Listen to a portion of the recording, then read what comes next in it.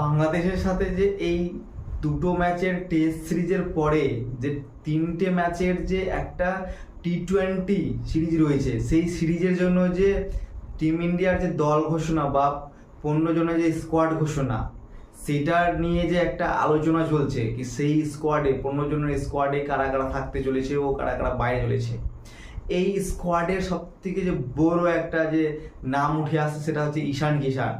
মানে এই ঈশান কিষান come back করতে চলেছে বাংলাদেশের টি-20 সিরিজের মধ্যে দিয়ে। কারণ এইখানে যে বড় বড় কিছু যে একটা ঘোষণা শোনা যাচ্ছে, সেখানে হচ্ছে কি ঋষভ পান্থ হয়তো এই টি-20 সিরিজ থেকে তাকে রেস্ট দেওয়া হতে পারে। কারণ পরবর্তী যে বাংলাদেশের এগেনস্টে যে টেস্ট সিরিজ হতে চলেছে, সেই টেস্ট সিরিজের পরবর্তীতে অনেকগুলি টেস্ট সিরিজ রয়েছে যেখানে ঋষভ পান্থ খেলবে। তাই জন্য কিন্তু এই ঋষভ পান্থকে মানে রেস্ট দেওয়া হচ্ছে। আর তার পরিবর্তিতেই ঈশান কিষানকে হয়তো এই বাংলাদেশের এগেনস্টে টি-20 সিরিজের মধ্যে দিয়ে কাম ব্যাক করাতে চলেছে। ও এখানে যে আরও দু একটা গুঞ্জন শোনা যাচ্ছে কি হয়তো এখানে শুভমান গিলকেও রেস্ট দিতে চলেছে। ওই জাসপ্রীত বুমরাহ, শুভমান গিল ও ঋষভ পান্থ, এই তিনজনকে এই টি-20 সিরিজ থেকে রেস্ট দিতে চলেছে। তো এইখানে যে এই টি-20 সিরিজের যে স্কোয়াড, যে 15 জনের স্কোয়াডটা ঘোষণা হতে চলেছে, সেই স্কোয়াডে হয়তো এখানে ঈশান কিষানের যে বড় একটা কামব্যাক, সেখানে হয়তো ঋতুরাজ গায়কোয়াড়েরও হাতে একটা মৌকা রয়েছে।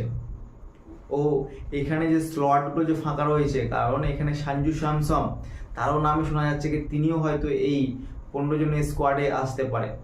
অবশ্যই আসতে পারে, কারণ ঈশান কিষানকে যেইভাবে বিসিসিআই সেন্ট্রাল কন্ট্রাক্ট থেকে বাইরে করে দিয়েছিল, ও সেন্ট্রাল কন্ট্রাক্ট থেকে বাইরে করে দেওয়ার পর তার যে ইন্ডিয়ান টিমে যে কামব্যাকটা কিন্তু তিনি করতে পারেননি। কিন্তু তারপরেই তাকে বলা হয়েছিল কি তাকে মানে যে আমাদের দেশের যে মানে ঘরোয়া লিগগুলো হয়, সেই লিগগুলোতে খেলতে। ও তিনি সেই লিগগুলিতে দুর্দান্ত পারফরমেন্স করেছেন। মানে গুচি বাবু ও দালেব ট্রফি, এই দুইটা মানে ঘরোয়া লিগে কিন্তু তিনি দুর্দান্ত কামব্যাক করেছেন, দুর্দান্ত সেঞ্চুরি করেছেন।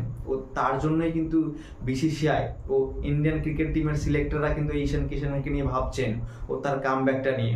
ও যেখানে মানে ঋষভ পান্থ নাই যেহেতু বর্তমানে, ও কেএল রাহুল কিন্তু আমাদের টি-20 টিমে এখনো পার্মানেন্ট নয়। তাই জন্য হয়তো এখানে ঈশান কিষানকে ও সঞ্জু স্যামসনকে কিন্তু এই বাংলাদেশের এগেনস্টে টি-20 টিমে কিন্তু ভাবা হচ্ছে। ও এইখানে যে চেঞ্জেসগুলি যেটা হতে চলেছে, আমি বললাম কি শুভমান গিলকে রেস্ট দেওয়া হতে পারে, ও জাসপ্রীত বুমরাহ অবশ্যই তাকে রেস্ট দেওয়া হবে, কারণ পরবর্তীতে অনেকগুলো টেস্ট সিরিজ রয়েছে। ও তার পরবর্তী যে এই ঋষভ পান্থকেও কিন্তু অনেকগুলো টেস্টের কথা ভেবেই, ওয়ার্কলোড ম্যানেজমেন্টের কথা ভেবেই কিন্তু তাকেও কিন্তু রেস্ট দেওয়া হচ্ছে। তো অবশ্যই এদের যে পরিবর্তে যেসব প্লেয়াররা এই টি-20 সিরিজটার চান্স পাবে, তাদের কিন্তু এই সিরিজটায় মানে তাদের মকাটাকে লুটে নিতে হবে। কারণ তার পরবর্তীতে হয়তো তারা আবার কামব্যাক করলে কিন্তু তাদের পরবর্তীতে এই জায়গাগুলি কিন্তু আর পাওয়া যাবে না। তো অতি সহজেই হয়তো যে ঈশান কিষান এই জায়গাটা যদি তাকে খেলানো হয়, তাহলে কিন্তু তিনি টপ অর্ডারে খেলবেন। তো সে কিন্তু ওই যে টপ অর্ডারের হয়তো ওপেন করতে পারেন। তো ওপেনে একজন কিন্তু পাকা, সেটা হচ্ছে জয়সওয়াল। তো জয়সওয়ালের সাথে কিন্তু ঈশান কিষান যদি ওপেন করে, তাহলে কিন্তু দুর্দান্ত যদি তিনি শুরুয়াটা দিতে পারেন, তাহলে কিন্তু তার জায়গাটা তিনি যে জায়গাটা হারিয়ে ফেলেছিলেন, সেই জায়গাটা হয়তো আবার ফিরে পেতে পারে। তো ঈশান কিষানকে কিন্তু করে দেখাতে হবে, কারণ তিনি যেইভাবে মানে দালেব ট্রফি ও তিনি গুজিবাবু ট্রফিতে তিনি যেইভাবে পারফরমেন্স করেছেন, যেভাবে তিনি সেঞ্চুরি করে এসেছেন, তাতে তার কাছে সবাই এক্সপেক্ট করে আছে তিনি আবার কাম ব্যাক করবে ও তিনি দুর্দান্ত ভালো খেলা খেলবে।